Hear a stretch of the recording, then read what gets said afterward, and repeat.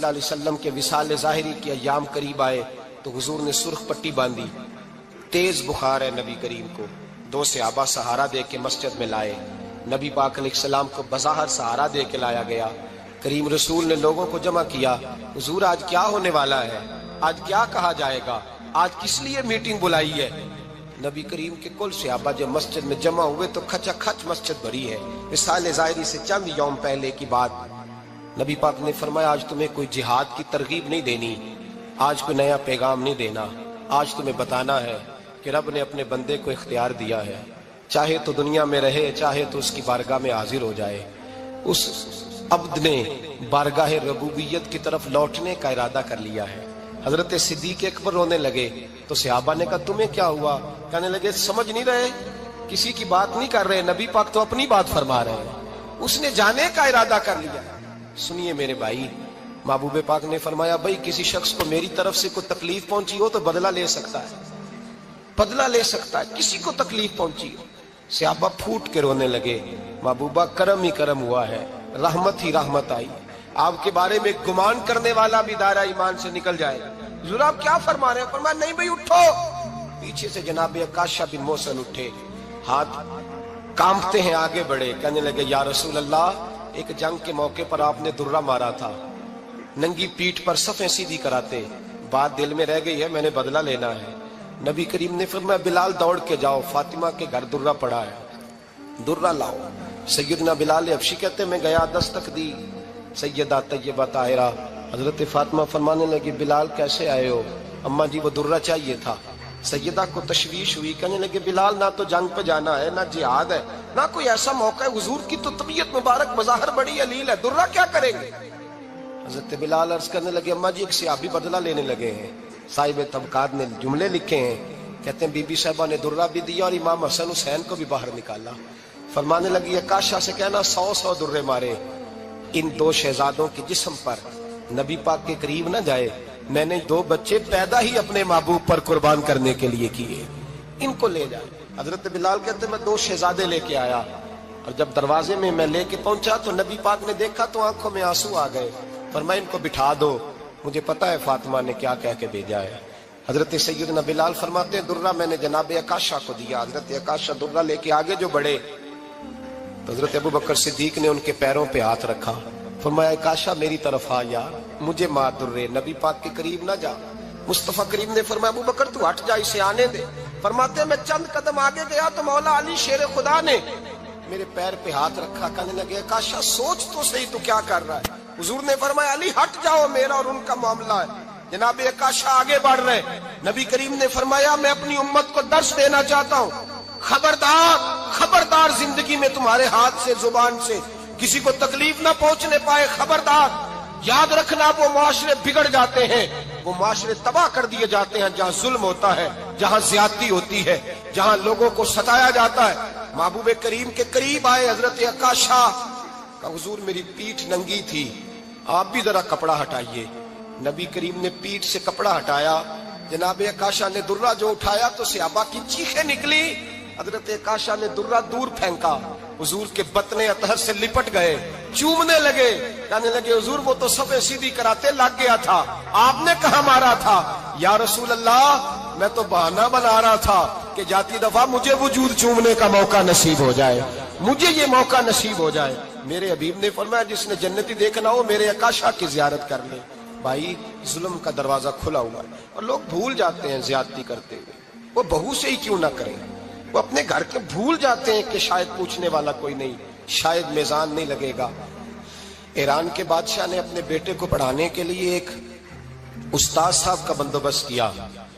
استاد صاحب کو کہا کہ میرے بچے کو دین پڑھائیے، میں چاہتا ہوں کل اس نے عنان حکومت کو سنبھالنا ہے تو یہ دین سے آگاہ ہو جائے، اس کو کچھ سکھائیے پڑھائیے۔ بہت نیک بزرگ بڑے درویش عالم پڑھانے لگے، اسباق مکمل ہو گئے، دین کے اسباق قرآن مجید پڑھایا، احادیث طیبہ کا درس دیا، اصول فقہ سے روشناس کرایا۔ جب بچے نے مکمل تعلیم حاصل کر لی اور آمین ہو گئی، دستار ہو گئی، فارغ ہو گئے تو پھر ایک دن استاد صاحب نے کہا بیٹے کل تم نے ضرور آنا ہے، کچھ بات کرنی ہے۔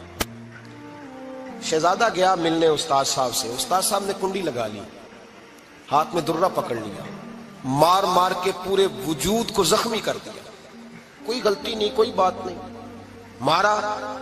اب بچہ آیا آ کے بادشاہ سلامت سے کہا کہ ابا جی سمجھ نہیں آئی، بڑا مارا ہے استاد۔ تو سیانے تھے نا بادشاہ، یہاں تو قاری صاحب روز کٹہرے میں کھڑے ہوتے ہیں، مولوی صاحب آپ نے میرے بچے کو کیوں مارا ہے؟ آپ 8,000 کے مولوی ہیں، میرا کئی کروڑ کا بچہ ہے، سویرے بدل لیں گے، خبردار آپ نے بچے کو ہاتھ لگایا، اپنی حیثیت میں رہے معاذ اللہ۔ جو قومیں استادوں کو کٹہروں میں کھڑا کرتی ہیں وہ ترقی نہیں کر پاتی، جو استادوں کو کٹہروں میں روز کھڑا کرتے ہیں۔ کہا ابا جی بڑا مارا ہے، تو والد بڑے سمجھدار تھے، کہنے لگے بیٹا استاد باپ ہوتا ہے، وہ زیادتی نہیں کرتا، کوئی بات ہوگی میں تیرے استاد کو کٹہرے میں نہیں بلاؤں گا۔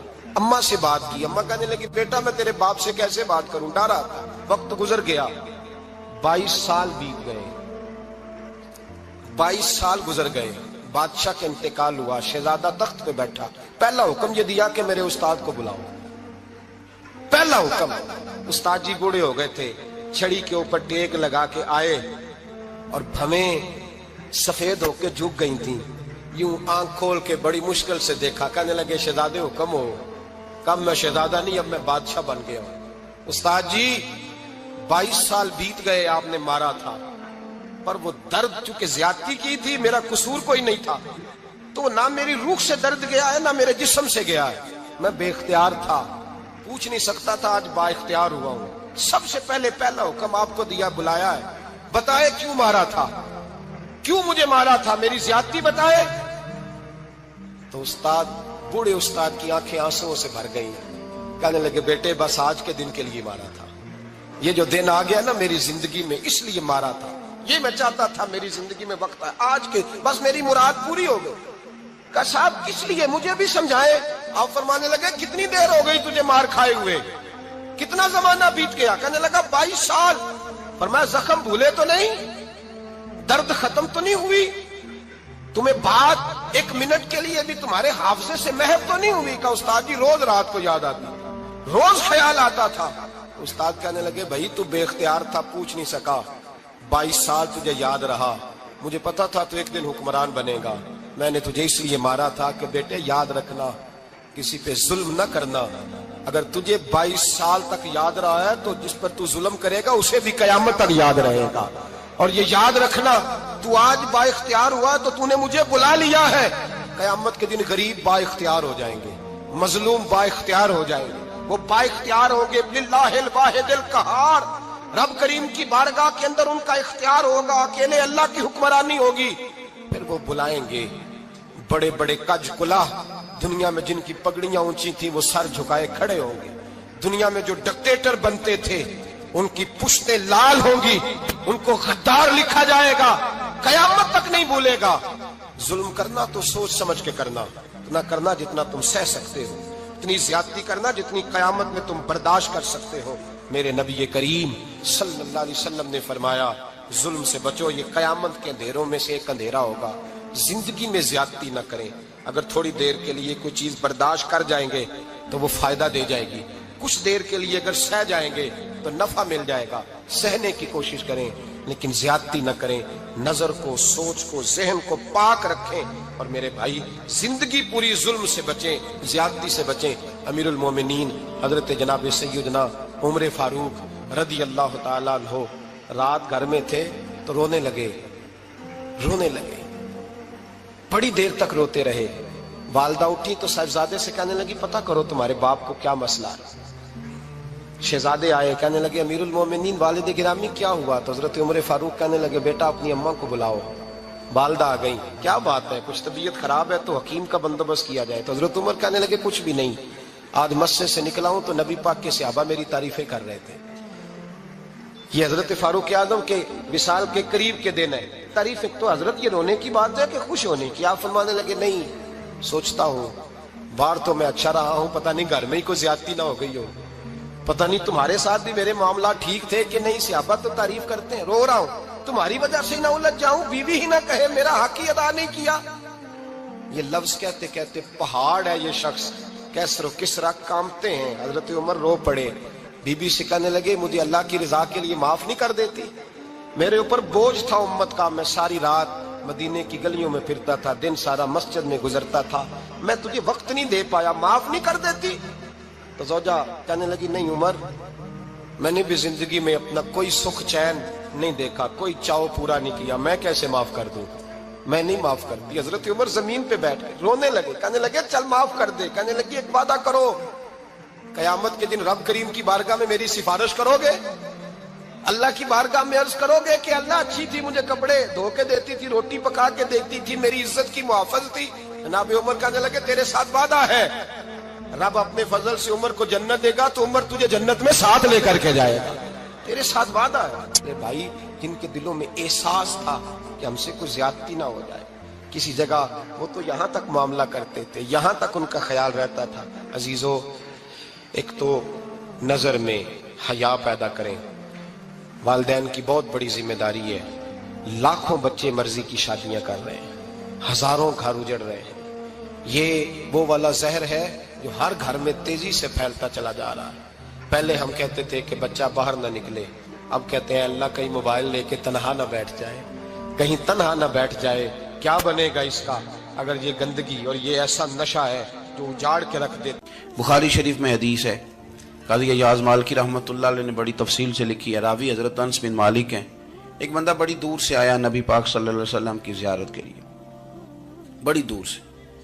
عرب کے جو سردار ہوتے تھے ان کے بڑے ناز نخرے ہوتے تھے, وہ خیر آج بھی ہیں, پروٹوکول کا ماحول آج بھی, یعنی وزیر صاحب کے آگے دو چار گاڑیاں نہ ہوں تو ان کو مزہ ہی نہیں آتا. پولیس والے آگے پیچھے بھاگیں تو حالانکہ ان کو نہیں پتا کہ جو پولیس والے آگے پیچھے بھاگ رہے ہیں نا, یہ حکومت بدلی تو گرفتار کرنے بھی انہوں نے آنا ہے, لیکن وہ بڑا مزہ آتا ہے جب لوگ گاڑی کے پیچھے بھاگتے ہیں. کیا بات ہے جناب, بڑی بات. اور ہماری طبیعتوں میں پتہ نہیں کون سی. تو نبی پاک صلی اللہ علیہ وسلم کی خدمت میں وہ شخص بڑی دور سے آیا. تو عرب کے بادشاہوں کا مزاج تھا, پروٹوکول بڑا چاہتے تھے. ان کا تو یہ طریقہ تھا کہ حکمرانی کرنی ہے جیسے بھی ہو.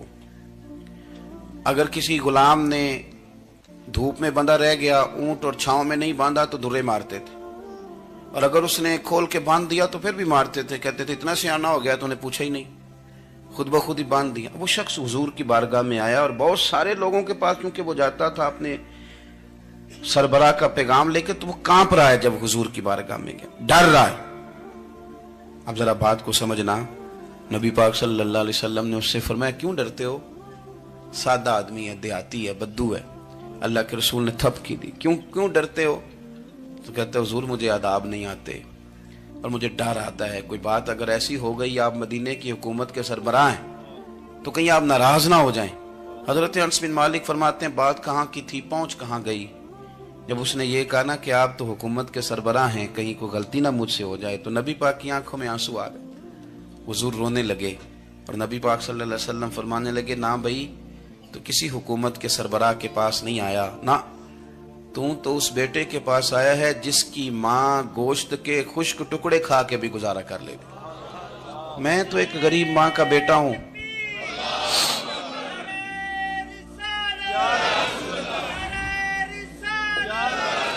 بھائی اگر آپ کا یہ ذوق بن جائے, دیکھو نا آج تو لوگ بھول جاتے ہیں نا, کپڑے بدل لیتے ہیں تو وہ سمجھتے ہیں کہ شاید سارا کچھ ہی بدل گیا.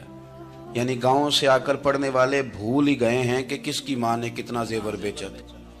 لوگ بھول جاتے ہیں چیزوں کو. اپنے ماضی کو یاد رکھیں, آپ لوگوں کے ساتھ پیار کریں, آپ لوگوں کو موقع دیں, آپ تھوڑی سی اور کوشش کریں اس شخص تک جانے کی جو آپ کو مایوس نظر آ رہا ہے, پریشان نظر آ رہا ہے.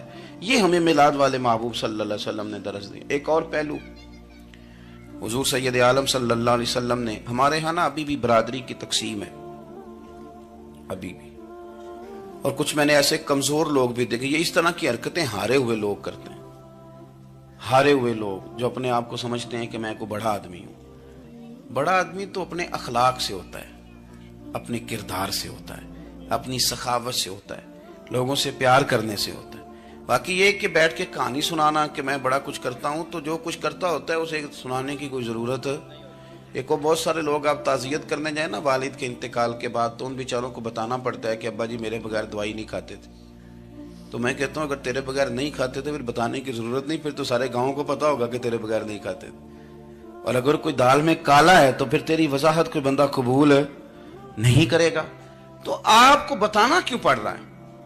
اور آپ بار بار اس بات کا ذکر کیوں کر رہے ہیں کہ ہم بہت بڑے قبیلے کے ہیں؟ صاحب اگر آپ بڑے قبیلے کے ہیں تو پتا ہوگا سارے علاقے کو آپ کتنا لوگوں کا خیال کرتے ہیں، آپ کس قدر محبت کرتے ہیں، آپ کا انداز کریمانہ کس طرح کا، پھر آپ کو بتانے کی کوئی ضرورت نہیں ہوتی، پھر خود بخود خبر ہوتی ہے۔ حضرت سیدنا ابو ذر غفاری رضی اللہ تعالیٰ عنہ، قبیلہ بنو غفار ایک بڑی شاخ تھی قبیلوں میں سے، جو لوگ اس زمانے میں مالدار قبیلوں سے تعلق رکھتے تھے ان میں سے ایک بڑا نام تھا۔ ساری زندگی چودراہٹ کی، لیکن میلاد ایک انقلاب کا نام ہے۔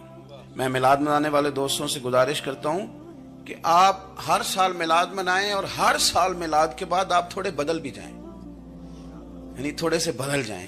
کچھ لوگ کہیں یار یہ داڑھی میں نے 12 ربیع الاول والے دن رکھی تھی، یہ میری میلاد والی داڑھی ہے، اور داڑھی رکھیں بھی نبی پاک کی مرضی کی۔ کس کی مرضی کی؟ نہ ناراض ہو جائے جی میں ٹور چلا، بس کس مرضی کی جی؟ اپنی مرضی کے نہیں۔ داڑھی کا وزن کو نہیں ہوتا کہ پوری مٹھی رکھیں گے تو آپ کو کوئی دقت ہوگی، کوئی وزن نہیں، پوری رکھیں، جو حضور کا طریقہ مبارکہ ہے جو ہمیں ملتا ہے اس پر آپ توجہ فرمائیں۔ تو میں جو بات عرض کرنے جا رہا ہوں وہ میلاد انقلاب ہے۔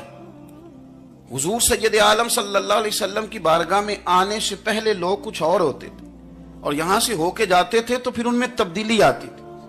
میں سارا دن کرامتے سناؤں نا کسی کو اپنے پیر صاحب کی اور اپنے گھر میں بھی کہ میرے حضرت بڑے، میرے استاد بڑے، لیکن بیوی کے ساتھ اگر میں ترش لہجے میں بات کروں گا تو وہ کہے گی اے سکھاندے نے تینوں پیر صاحب، دوست کہیں گے یہ سکھاتے ہیں آپ۔